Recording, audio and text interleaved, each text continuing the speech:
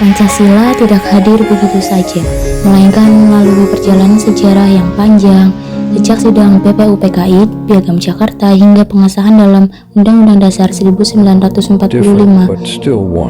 Para pendiri bangsa berjuang merumuskan dasar negara yang dapat menyatukan seluruh rakyat Indonesia. Perjalanan ini kemudian berlanjut dalam konteks sejarah bangsa dari masa ke masa. Awal kemerdekaan, Republik Indonesia Serikat, demokrasi terpimpin, hingga Orde Baru, serta reformasi. Sebagai generasi muda, penting bagi kita untuk tidak hanya memahami peristiwa itu, tetapi juga merefleksikan pelajaran yang dapat diambil untuk menghadapi tantangan zaman sekarang. Bung Karno berkata bahwa bangsa yang besar adalah bangsa yang menghargai jasa para pahlawan. Kutipan ini menekankan bahwa kita sebagai generasi muda harus menghormati dan mengenang pengorbanan para pahlawan sebagai wujud rasa syukur atas kemerdekaan yang telah diraih. Jadi, apa saja sih peristiwa penting itu dari sejak lahirnya hingga masa sekarang? Assalamualaikum warahmatullahi wabarakatuh.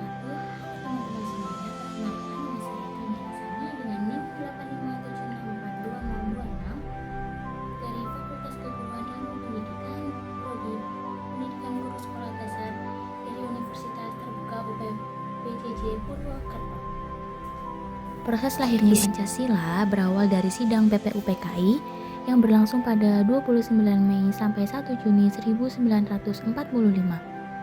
Dalam sidang itu, para tokoh bangsa seperti Muhammad Yamin, Supomo, dan Insinyur Soekarno berdiskusi dan berdebat mencari dasar terbaik bagi Indonesia merdeka. Hingga akhirnya pada 1 Juni 1945, Insinyur Soekarno memperkenalkan gagasan besar bernama Pancasila. Beberapa minggu kemudian, tepatnya 22 Juni 1945, terbentuklah Piagam Jakarta, hasil kerjasama Panitia 9 yang berasal dari berbagai latar belakang agama dan daerah. Dari peristiwa ini, kita bisa melihat betapa kuatnya nilai persatuan Indonesia dan semangat musyawarah untuk mufakat.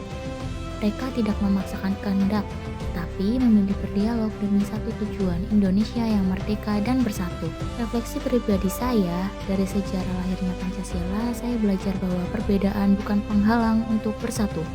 Justru dari perbedaan lahir kekuatan besar yang menyatukan kita. Sebagai generasi muda, kita harus meneladani semangat itu, belajar mendengarkan, menghargai pendapat orang lain, dan menjaga persatuan di tengah arus digital dan perbedaan zaman sekarang. Pancasila bukan sekedar hafalan 5 sila, tetapi pedoman hidup yang harus kita wujudkan dalam sikap tutur, kata, tindakan, dan perilaku.